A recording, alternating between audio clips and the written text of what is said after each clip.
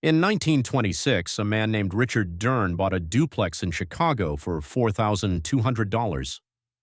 His neighbors thought he was brilliant, tangible asset, something you could touch, something that could not go to zero overnight like those gambling certificates on Wall Street.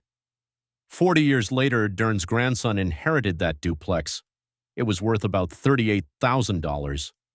If Dern had put that same $4,200 into the S&P 500 equivalent in 1926 and touched nothing, it would have been worth over $1.1 million by 1966. Same dollars, same 40 years, completely different outcome. The grandson thought he had inherited wealth. He had inherited the illusion of wealth dressed up in bricks. This is not a story about real estate being bad. This is a story about a comparison almost everyone gets wrong, and that has quietly cost regular people enormous compounded wealth for decades. My name is Tom. I spend way too much time reading academic research on asset class returns. If you have ever heard real estate always goes up or I'd rather own something real than paper stocks, subscribe and give this a thumbs up. By the end of this, you will understand exactly how this comparison gets distorted and what the numbers show when you run them honestly. Start with the version you hear at every backyard gathering. Someone bought their house in 1995 for $180,000. It is worth $750,000 today. The stock market had crashes. People lost everything. At least with real estate, you own something real. This sounds airtight. It is almost entirely wrong. And the reason comes down to one concept almost nobody applies correctly: return on equity. When someone buys that $180,000 house, they do not pay $180,000 in cash. They put down maybe $36,000. Actual cash invested is $36,000. Over 30 years, they pay property taxes averaging $3,000 a year. That is $90,000. Maintenance runs 2% of home value annually, another $90,000 to $120,000 as the home appreciates. There are insurance costs. When they sell, transaction costs run 5 to 6%, roughly $43,000 on a $750,000 sale. The true all-in cost of this investment is not $36,000. It is closer to $270,000 to $300,000. Total cash deployed over 30 years. Net gain after all costs is roughly $450,000 on about $280,000 deployed. Still decent. But compare it honestly. If that person had invested the $36,000 down payment into an S&P 500 index fund in 1995 and added $7,000 to $8,000 per year, equivalent to property taxes and maintenance, the math produces $1.1 million to $1.4 million. 2 to 3 times more wealth, with no maintenance calls, no roof replacements. Robert Shiller, the Yale economist who won a Nobel Prize studying asset prices, calculated that U.S. home prices from 1890 to 2012 returned about 0.6% per year in real inflation, adjusted terms, not 6%. Point 6. The stock market over the same period returned roughly 6 to 7% annually in real terms, a tenfold difference over more than a century. The reason people do not believe this is the leverage illusion. When you buy a $180,000 house with $36,000 down, you get price appreciation on $180,000 while only putting in $36,000. If the house rises 20% to $216,000, you have made $36,000 on a $36,000 investment. 100% return. Extraordinary. The problem is leverage works in both directions. If the house drops 20%, your equity is gone. And unlike stocks where a drop means your balance goes from $36,000 to $28,800, and you wait for recovery, a drop in home value can trigger a forced sale at exactly the wrong time or years underwater on a mortgage you still have to service, regardless of what the market does. People who bought homes in 2006 and 2007 know what this feels like. The median U.S. home price dropped roughly 30% peak to trough. Millions lost not just paper wealth, but their actual homes. because the leverage that made gains spectacular made losses catastrophic. In a way, stock market losses almost never are. A stock portfolio does not require monthly payments to a bank no matter what. Think of it this way: 2 elevators.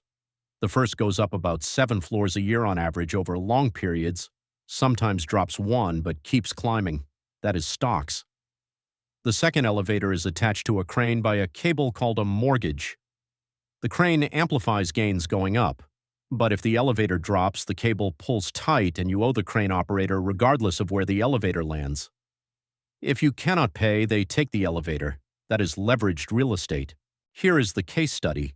Marcus and Diana graduate college together in 2000, both earning $80,000 by 2005. Marcus buys a house, $40,000 down on a $200,000 home. Diana rents a comparable place for $400 a month less than Marcus's total housing cost and puts her $40,000 plus that $400 monthly difference into an S&P 500 index fund. By 2008, Marcus's house has dropped to $155,000. He is underwater. He cannot sell. He cannot move for a better opportunity. He is stuck. Diana's portfolio has also dropped from $68,000 to about $48,000. That hurts. But she owes nothing to a bank. She keeps buying through the entire crash. By 2015, Marcus's house has recovered to $210,000. He feels like he survived. Diana's portfolio is worth about $190,000. Both survived, but the trajectories have separated. By 2025, Marcus's house is worth around $380,000. After 20 years of taxes, maintenance, insurance, and transaction costs on the eventual sale, his net realized gain is roughly $90,000 to $110,000. Diana's portfolio is worth approximately $520,000 to $580,000. Same starting point, same income, same city. Diana ends up with 4 to 5 times more liquid, accessible wealth. Here is the part nobody says out loud. Real estate has a marketing department and index funds do not. Every city has realtors, mortgage brokers, title companies, property managers. Enormous industries with enormous incentive to reinforce that buying property is always the smart move. Nobody makes 6% commission when you buy a Vanguard ETF. So cultural messaging around real estate is relentlessly positive, while messaging around stocks emphasizes crashes and complexity. The result is a systematic bias in how people perceive these two assets that has nothing to do with actual returns. This does not mean real estate is always wrong. If you are in a high appreciation market with genuine rental demand and skills to manage property yourself, the returns can be excellent.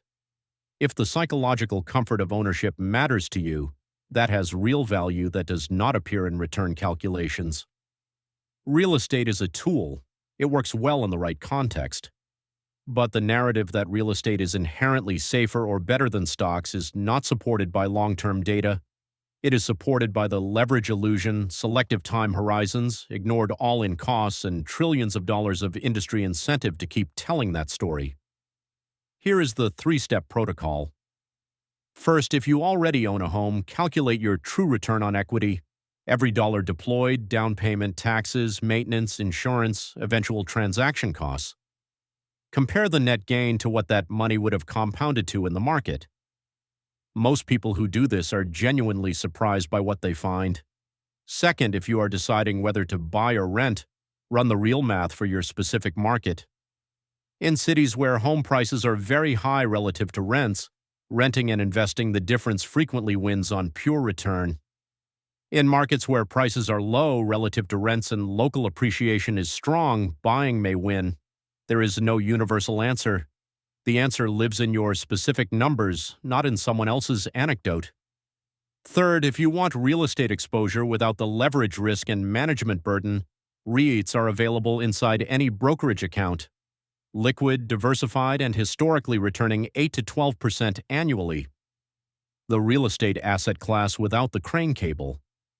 3 things to take away. 1. The true return on a primary residence, accounting for all costs. is dramatically lower than the headline figure people cite, and over long periods, stocks have significantly outperformed in real inflation-adjusted terms. 2.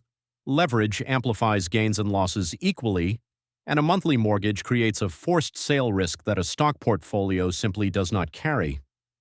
3. Real estate is not bad, but treating your house as your primary wealth-building vehicle while ignoring the compounding engine of the stock market is one of the most expensive financial decisions most Americans make, and they make it because the industry profiting from that decision has spent decades telling them it is the right one. The duplex did not fail Richard Dern. The comparison did. And right now, that same comparison is failing millions of people who have not yet figured out which game they are actually playing. See you in the next video.